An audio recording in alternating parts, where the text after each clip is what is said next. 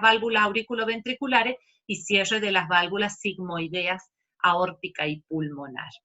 Entonces eso es lo que se puede palpar en las arterias radiales, carótidas, femorales, humerales, etc.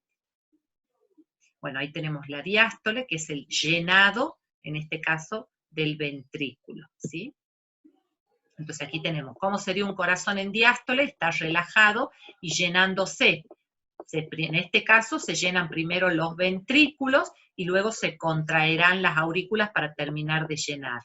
Y la sístole es cuando se contraen, primero las aurículas, va a ser la sístole auricular para llevar la sangre a los ventrículos, y luego esta que está acá graficada, que es la sístole ventricular, para que la sangre pueda salir hacia las arterias. Acuérdense ustedes siempre, sístole es contracción, diástole es relajación. Bien, aquí tenemos, por otro lado, este registro del ciclo cardíaco que está acompañado del registro del electrocardiograma. Son cosas distintas. Esto es registro de presión y volumen del ciclo cardíaco, y este es el registro eléctrico del sistema de conducción. Lo que les quiere mostrar esto es qué relación tiene uno con el otro. Acuérdense ustedes, yo enchufo para poder prender la tele. Este sería el enchufe, la actividad eléctrica, para que podamos tener el programa de televisión, que en este caso va a ser el ciclo cardíaco, los eventos mecánicos. Entonces, vamos a analizar desde acá arriba, el juego de presiones. ¿Cuándo voy a tener mayor presión? Cuando está lleno de sangre el corazón, por ejemplo los ventrículos, tienen tanta sangre que ya la presión hidrostática, que es la presión del líquido por querer salir, me empuja las válvulas. Es tanta la presión que las empuja las válvulas y las abre. Entonces, cuando yo estoy en sístole, es cuanto más presión voy a tener. ¿Y qué va a pasar con el volumen? Y va a caer. Al principio, el volumen está arriba, pero cuando ya se expulsa la sangre, el volumen va a caer. Entonces, en sístole, ¿yo qué voy a tener? Mucha presión, poco volumen. Y en la diástole voy a tener al revés. En la diástole voy a tener que cuando está relajado el corazón, o sea, poca presión, va aumentando el volumen. Se llena tanto de volumen que ahora sí aumenta la presión y entonces tiene que bajar el volumen porque es expulsado por la sístole. Es decir que la relación entre presión y volumen es inversamente proporcional. Cuanto más presión yo tengo, menos volumen. ¿Por qué? Porque se abren las válvulas por tanta presión y va a salir la sangre. Y cuando yo tenga la presión bajita, el volumen va subiendo. ¿Por qué? Porque el corazón está en diástole, está relajado recibiendo la sangre. Entonces aumenta el volumen y baja la presión. Y aquí la correlación con el electrocardiograma, lo que vemos es que para que se contraiga la aurícula, primero tengo que tener la despolarización. Luego que se contraiga la aurícula, tengo que tener la despolarización del ventrículo para que se pueda contraer el ventrículo. Y después vienen las ondas de repolarización de ventrículo y de aurícula que me van a permitir poder tener un nuevo ciclo cardíaco. Si yo no tengo repolarización, no se puede volver a despolarizar. Entonces, aquí tenemos nuestro querido estetoscopio, que es el instrumento que nos va a permitir escuchar los latidos del corazón. Entonces, ¿qué son los ruidos cardíacos o latidos del corazón? Acuérdense ustedes, cierre de la válvula mitral y tricúspide, es decir, auriculoventriculares, el primer ruido, y luego cierre de las válvulas sigmoideas o semilunares, aórtica y pulmonar, el segundo ruido. Entonces, las vibraciones que me determinan esos ruidos corresponden siempre al cierre de las válvulas, nunca a las aperturas. Son los cierres los que suenan, no las aperturas de las válvulas, ¿sí? Entonces, aquí tengo las 4 válvulas en esta posición del esquema del corazón. Veo las válvulas auriculoventriculares, tricúspide, la pulmonar que está acá, la tricúspide, perdón. Y, por otro lado, estoy señalando mal, acá está, la tricúspide que tiene 3 válvulas, esta es la válvula aurículo-ventricular derecha, y la bicúspide, que es la que tiene dos valvas, que esta es la mitral, que corresponde a la aurículo-ventricular izquierda. Por otro lado, voy a tener las dos semilunares o sigmoideas, que van a ser la válvula aórtica del lado izquierdo y la válvula pulmonar del lado derecho.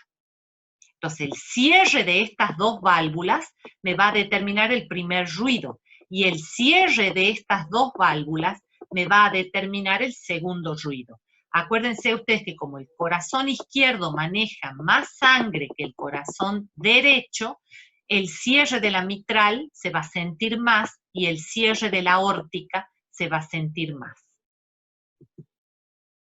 Entonces, la apertura de las válvulas siempre debe ser silenciosa. Si no lo es porque hay una patología de las válvulas.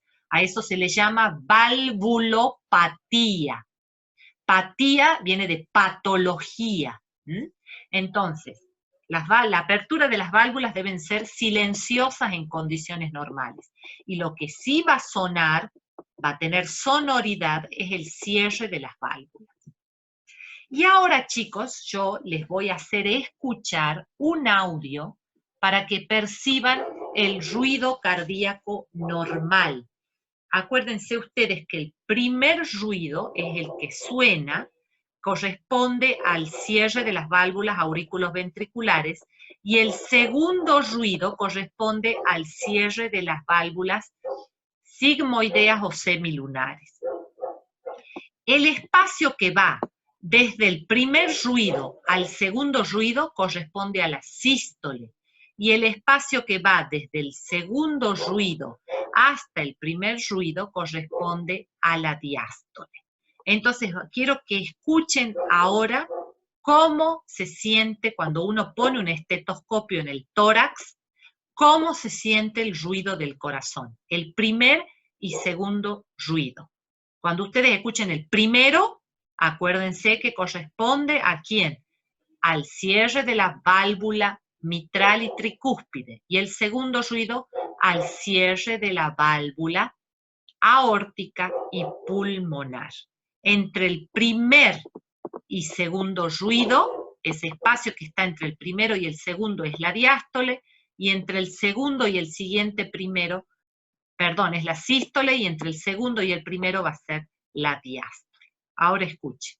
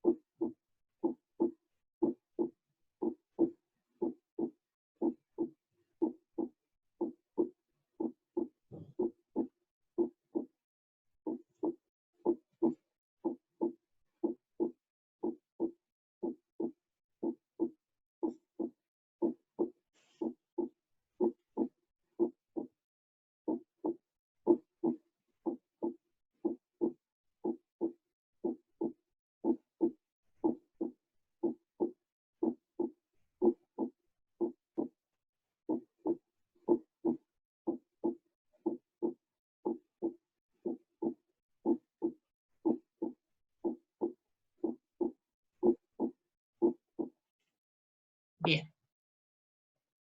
Así se escucha, chicos, el corazón en condiciones normales. Si uno tiene que hacer una onomatopeya, es decir, tratar de hacer un sonido con la boca, diríamos lup dup, lup dup, lup dup, donde loop onomatopéyicamente significaría el primer ruido, y dup el segundo ruido. Loop dup, loop dup, primero segundo, primero segundo, primero cierre de las válvulas auriculoventriculares, segundo cierre de las válvulas aórtica y pulmonar. ¿Sí? Ahora, existen algo que se llaman soplos cardíacos. ¿Y qué son los soplos? La presencia de otros ruidos que no son los que acabamos de escuchar. De hecho, si ustedes han prestado atención al audio, entre el primero y el segundo hay como un espacio o un silencio. Escuchen, loop, dup. Entre el loop y el dup hay un pequeño silencio. Loop, dup, loop, dup. Y entre el segundo ruido y el primero que sigue, vuelve a haber otro silencio. Escuchen, loop, dup, loop, dup, loop, dup. O sea, hay unos espacios o silencios entre el primer y segundo ruido y entre el segundo ruido y el primero que viene. Cuando yo tengo ruidos en esos silencios, en esos espacios, ahí hablo de soplos. Y dentro de los soplos, tenemos soplos que son fisiológicos y soplos que son patológicos o anormales. Los fisiológicos se los ven en niños, jóvenes, atletas, mientras que los anormales se los ven en adultos y dan mucha sintomatología, es decir, falta de aire, cansancio, etcétera, ¿sí? Fatiga, etcétera.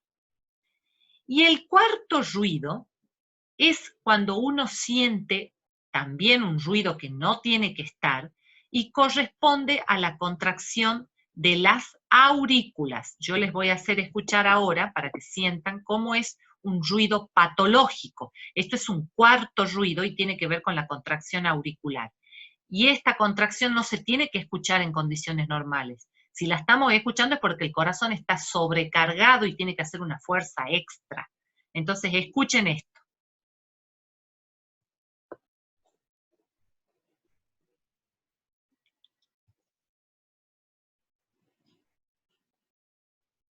Ahí van a escuchar primer y segundo ruido normal.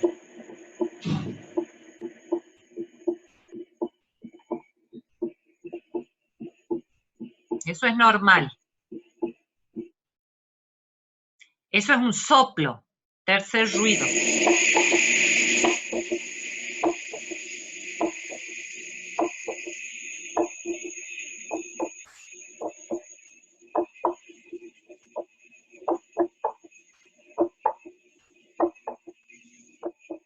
Y ese es el cuarto ruido por contracción auricular.